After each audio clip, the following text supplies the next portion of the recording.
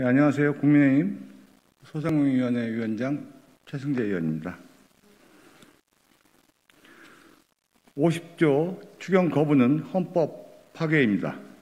지난 29일 홍남기 부총리는 여야가 합의한 50조 추경을 거부했습니다.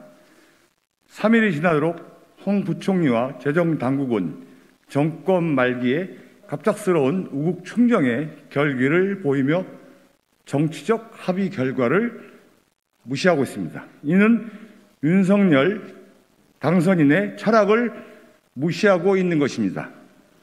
문재인 정부 들어서면서 370조였던 예산이 607조가 되었습니다.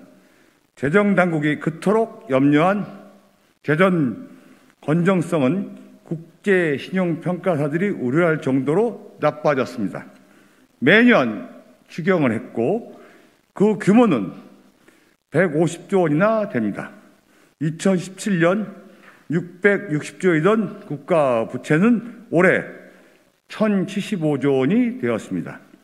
놀라운 것은 이 돈이 거의 선거용으로 휘어졌다는 것입니다. 보궐선거를 앞두고 뿌려졌고 21대 국회의원 선거를 앞두고 뿌려졌습니다. 완전한 법치 파괴의 현장을 우리는 5년 동안 목격했습니다. 지금 이 시간에도 이들은 손실보상을 외면하고 재난지원금을 이야기하며 과거 자신들의 잘못을 방어하는 데 힘을 쓸 뿐 아니라 다시 한번 국민을 갈라치게 하며 갈등을 부추기고 있습니다. 홍남기 부총리와 재정당국의 고위 관료들은 헌법에 있는 손실보상이라는 법 정신을 무시하며 사람이 죽든 말든 문재인 정부의 정치적 이익을 위해 국가 재정을 망쳐왔던 분들입니다. 그 선두에 누가 있습니까? 바로 기재부 고위 공직자들과 홍남기 경제부총리가 있습니다. 특히 홍 부총리는 2018년 12월 10일 취임 이후 3년 하고도 100일이 넘는 기간 동안 재정을 파탄내는데 앞장섰습니다. 이쯤 되면 홍남기 부총리와 기재부의 고위 관료들은 문재인 정부의 부역자라 부를 만한 것이 아닙니까? 그런데 이제 와서 갑자기 재정 건전성을 이야기하며 문재인 대통령과 윤석열 당선인이 합의한 추경을 거부합니다. 방역 때문에 파산하고 하루하루 죽어가는 국민들을 이렇게 나 몰라라 할 수 있습니까? 이런 걸 아무렇지도 않게 버젓이 결정하고 소신으로 포장하는 기재부는 어느 나라의 정부 부처입니까? 도대체 이런 변신을 결행할 용기는 무엇이 만들어낸 것입니까? 지금이라도 어깃장을 나서 나는 국가 재정의 건전성을 확보하기에 투쟁한 경제부총리로 남겠다는 것입니까?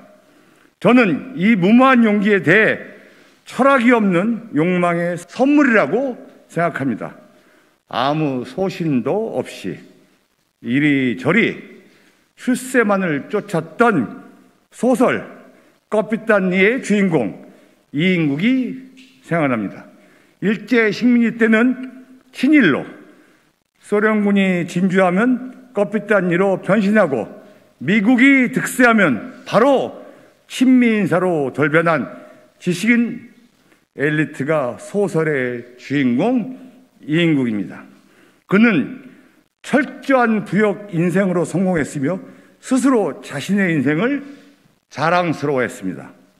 이제 우리는 이런 저열한 출세 지향적인 철학이 성공을 담보하는 시대를 끝내야 합니다.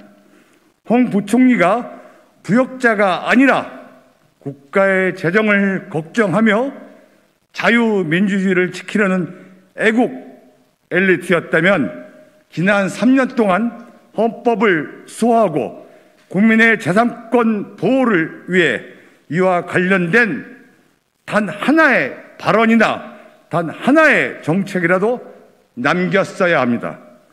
그런 건 없었습니다.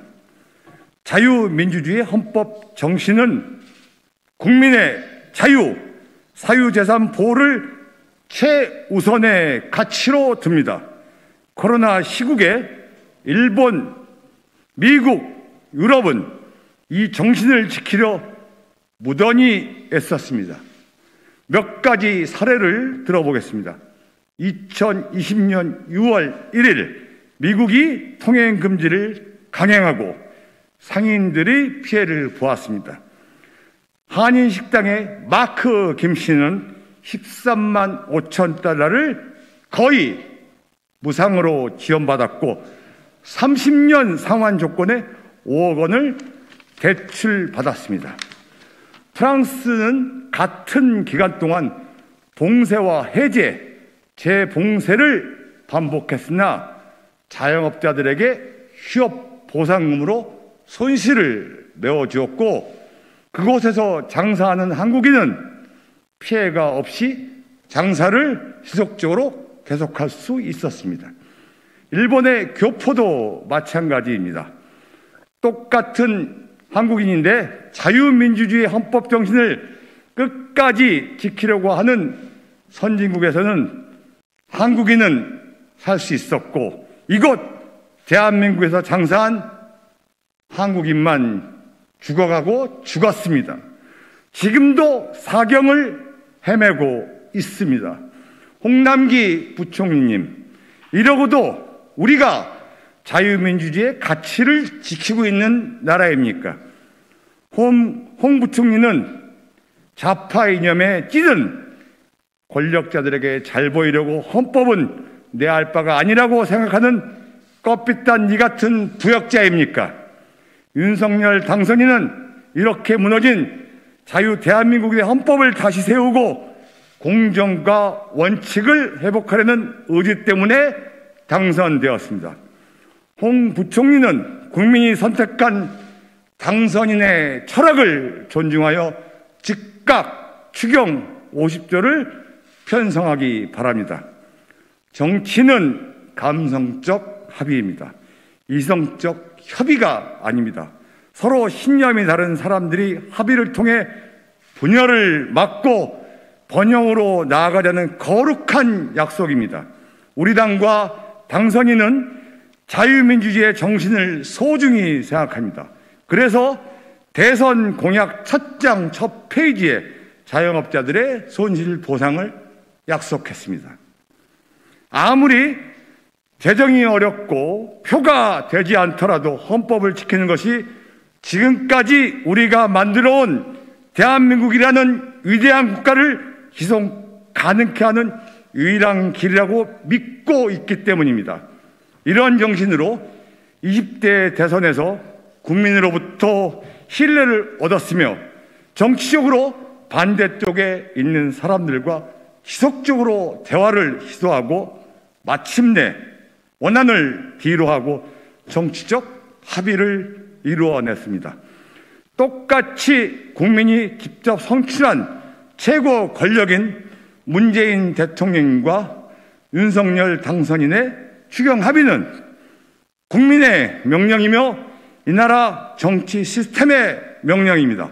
이렇게 준엄한 명령을 홍 부총리는 무슨 근거로 거부를 하신단 말입니까? 이런 엄청난 도전적인 거부는 오직 한 가지 생각에 근거한다고 생각합니다. 국가의 행정명령이 정치보다 위에 있다는 오만이 바로 그것입니다. 그러나 앞서 말한 홍 부총리에 대한 저의 비판이 잘못된 것이기를 바랍니다.